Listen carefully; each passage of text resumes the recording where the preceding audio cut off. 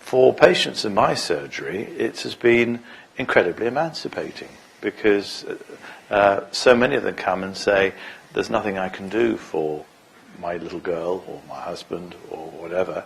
And this not only provides something that effectively works in many cases, but it provides them with a completely different view of life.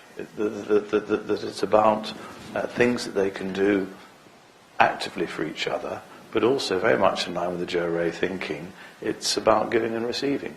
And so you create a very, very different paradigm of healing, which is not about the patient being the victim and being the done to. It's about them being able to do something and also being able to share the experience with others. I think it's a wonderful philosophy. Quite apart from whether Johrei healing works, and this scientific research that we've both suggested, I think is really interesting, fascinating. The actual philosophy is so good. It's such a marvelous way of interacting and behaving between people. And then I was also just impressed when I went to Japan for the first time that here was a movement, a tradition that I agreed with completely in terms of its main principles were appreciation of art and beauty, nature forming, and this kind of interactive healing. I mean, what's to argue about that? It's very nice, and certainly things that I try to apply in my own life. So that's one reason why I was very attracted to Johrei when I first met up with it. Another point of Johrei philosophy that I found very appealing and useful is that sickness is purification. That is, being able to give people a different way of thinking about illness. So rather than something awful that's happening to you, that it's going to lead you to a better place of balance. I think it's very useful to be able to give people other ways of conceptualizing illness. And very modern in concept, because we now know that if you have a cancer, you're actually producing cells against that cancer all the time. Now, in many cases, you don't win the battle, but it is, if you like, holding things off. And we know survival can be vastly prolonged by your attitude to your cancer, even if you're not going to win at the end. And therefore, this whole issue of belief and unconditional love and the things that people can give each other, enters the scientific field, doesn't it? As I say, I think it's such a wonderfully warm philosophy, and I think creating the fellowships as you are around the world is recreating society. In England, we have this awful expression everyone keeps saying that society is sick, that society is finished. We had a government that said a few years ago there was no such thing as society. We now have a government that says that it wants to create the big society. But governments can't create things like that. It has to be done by people, and people relating in exactly the way I think Johrei is showing us how to do. I think Mokichi Okada's philosophy has a great deal to offer us today in terms of living in harmony with the environment, and especially in how we raise food and appreciating beauty and discovering a healing power that we have within us and are able to share with other people. Mokichi Okada, the founder of Johrei practice, had a remarkable criticism on modernized medical science and the medical practice. He listed 5 shortcomings in the field of Western modern practice. First, modern Western medicine does not recognize or acknowledge the presence of spirit or the spiritual dimension in humans.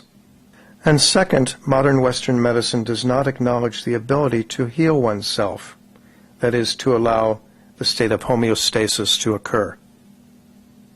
It also does not recognize that a human being consists of a soul and mind and body. Western medicine, in fact, regards the symptoms as simply allopathic. It also does not look for the cause of illness or the pathology. And 5 is that Western medicine has too much dependence on chemical treatment or chemical medicine.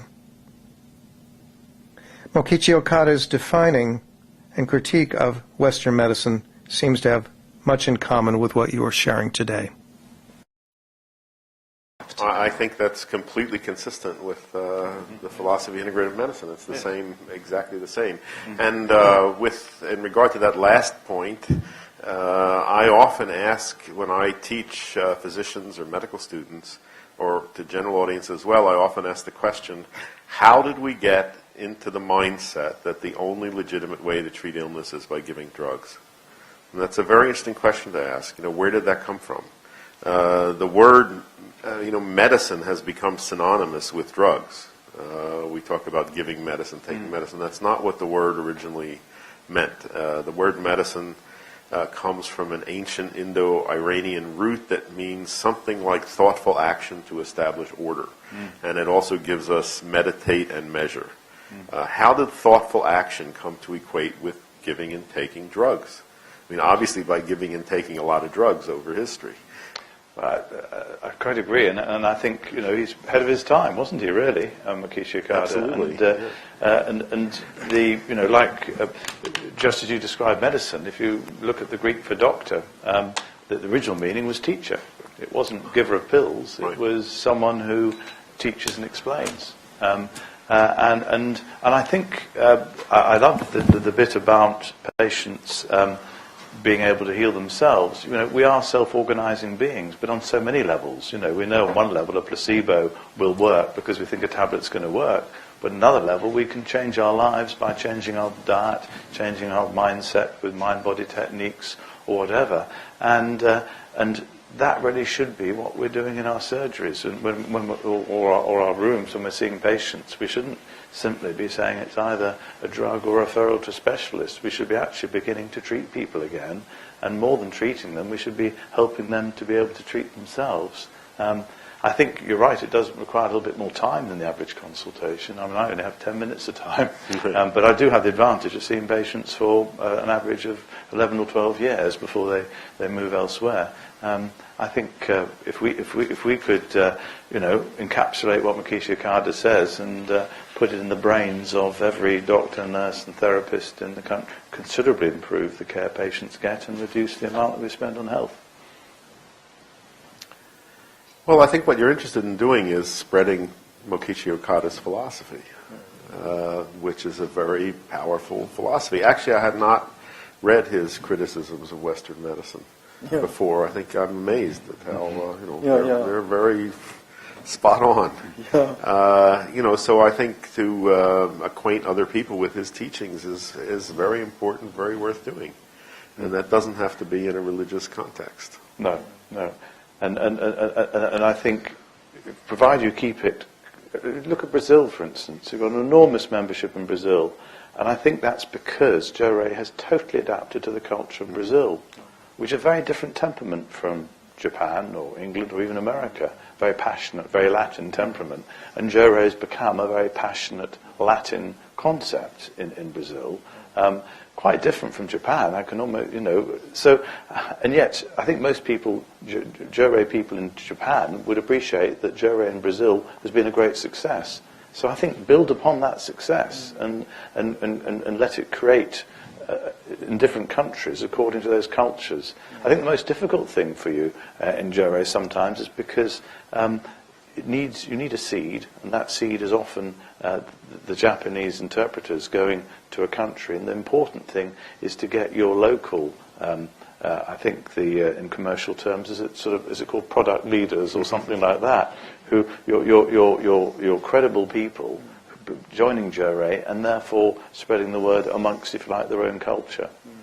But making people as a beginning of joining something, believe in something, I think is outdated.